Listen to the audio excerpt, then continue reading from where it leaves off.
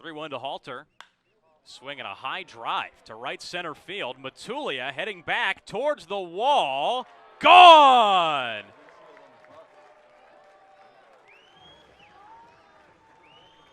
Touch 'em all, Colby Halter, his 6th of the summer. And it's now a 4-1 Commodores lead here in the bottom of the 5th inning. 2-2 to Borfin, line into left field. It's going to get down for a base hit. Mooney can walk home. Halter racing around third. He scores. Borfin in his second with a double.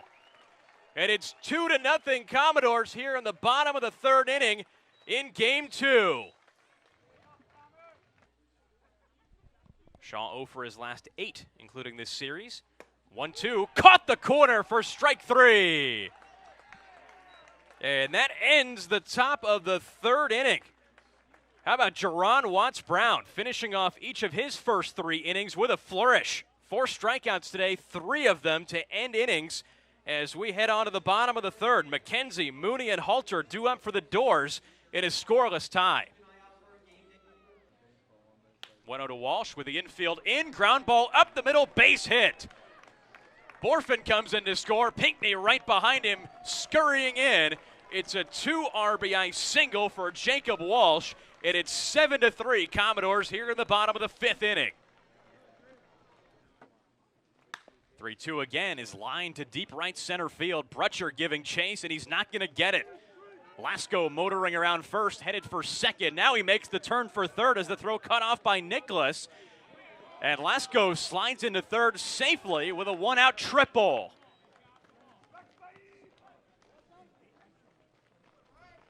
So a hot start out of the gate by the running Caps.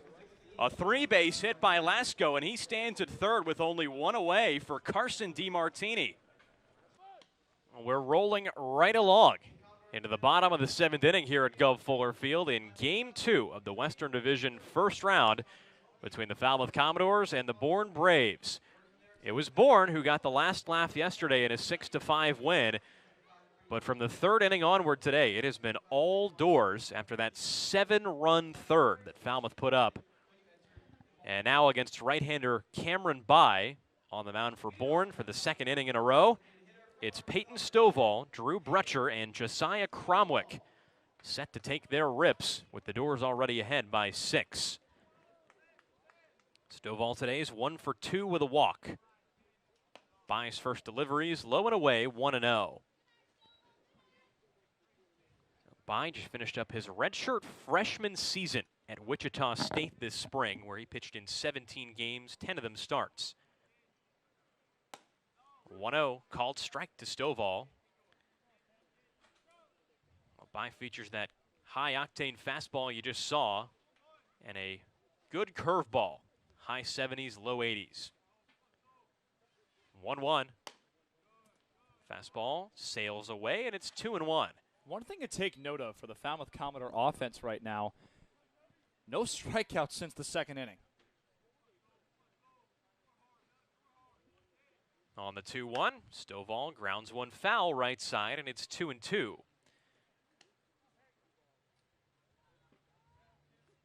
Well, the Doors couldn't take game 1 yesterday, but it's not like 5 runs was too terrible an output for this offense.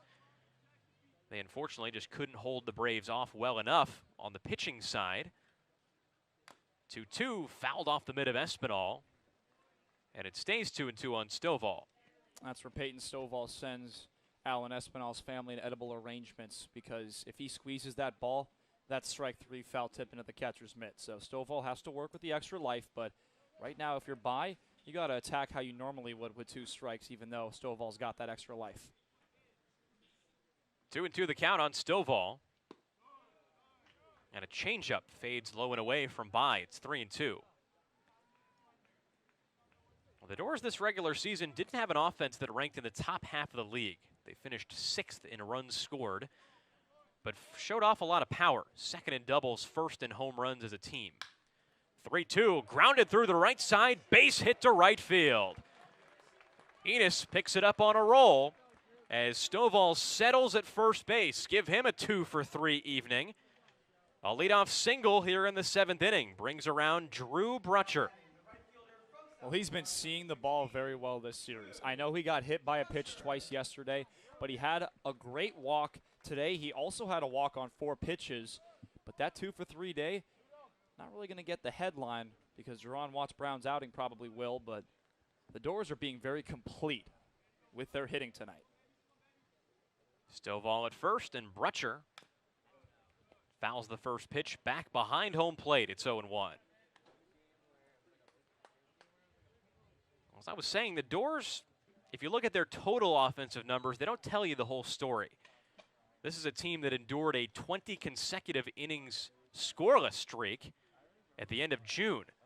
But the Doors really turned it on in the month of July to pull away for a playoff spot. 0-1 from Brutcher is lifted to deep center field. Horvath tracking back still towards the wall, and it is off the wall as Horvath lost it in the lights. Stovall rounding third. He comes in to score as Brutcher slides into third with a triple. A misplay in center by Mac Horvath gives the Doors another run, and Falmouth cracks double digits here in Game 2. It's 10-3. Great run scoring play, but the Falmouth Commodores, tip your cap to Brett Becker because the third baseman, Bryce Evelyn, tried to sell that throw got away from him, and Becker was standing right next, if not adjacent, to Bryce Evelyn, saying, nope, stay right here. Do not go anywhere. Good sequence for Falmouth. Infield in for Bourne. Josiah Cromwick looks at strike one. It's 0-1. Brutcher at third base, who hit that ball about to the deepest part of the park you can get it, off the center field wall. Right beneath our center field camera, just about a shade over towards left center. Swing and a miss by Cromwick. It's 0-2. But Horvath at first looked like he was going to catch that ball with his back to the wall, then started running back towards the wall right as it ricocheted off the fence. 0-2. Down low to Cromwick. It's 1-2. So the third pitcher today used for Bourne, Cameron Bai, is now officially touched up for a run in this game in inning number 2. His third of the day, and what has been not the finest relief outing we've seen from this right-hander. 1-2 fades away. It's 2-2. So for Bai, make that now 4 earned runs given up across his last 2 appearances dating back to July 26th.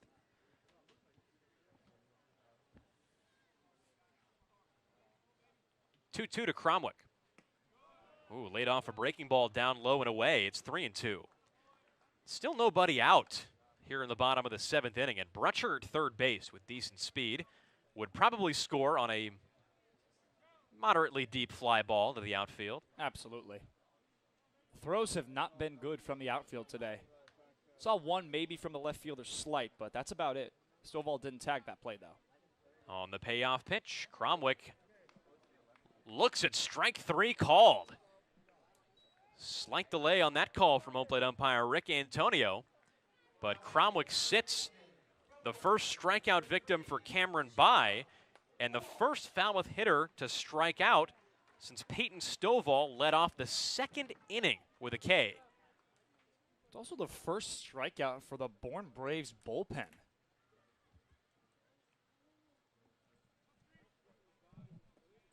Here's Jacob Walsh with Brutcher still at third and the infield still in for Bourne. First pitch to Jacob is a nasty curveball arcing over the outer half, 0-1. Bourne came into the postseason with 346 strikeouts as a team in the regular season. 0-1 low to Walsh, and it's 1-1.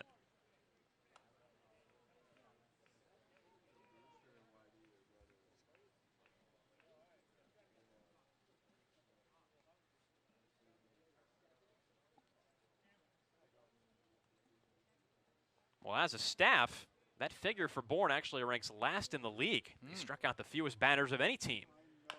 Walsh wraps this one foul right side. It's 1-2. Falmouth was middle of the pack in that category. Harwich actually led the league. 436 punch-outs on the pitching end, but if they don't mount a comeback here in Game 2, their season could end tonight against the Brewster Whitecaps, down 5-1 in the bottom of the 6th inning out at White House Field. 1-2 to Walsh. Line foul the other way, and it stays 1-2.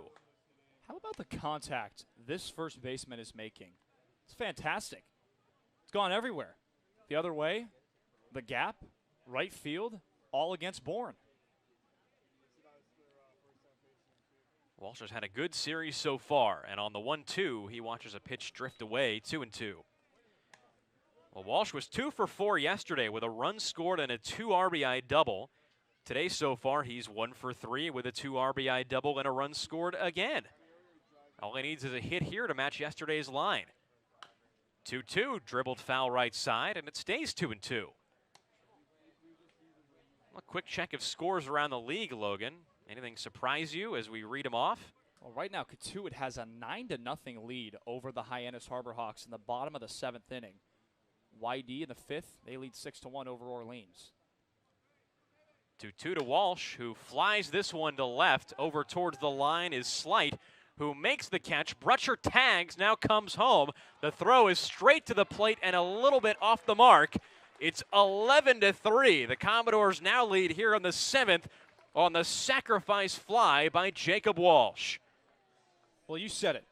Moderately deep. That was probably the perfect spot for there to be a tag. Throw wasn't the prettiest from Slight, but Brutcher had no intention of staying there at third. He wanted to come home. The Doors are trying to make this very, very hard for Bourne tomorrow, and if you're Bourne, you need to be careful. And right now, Falmouth has to do the same. They can't have one of those games where you perform very well in one game and fold the next. First pitch to Anthony McKenzie's in for a strike. It's 0-1.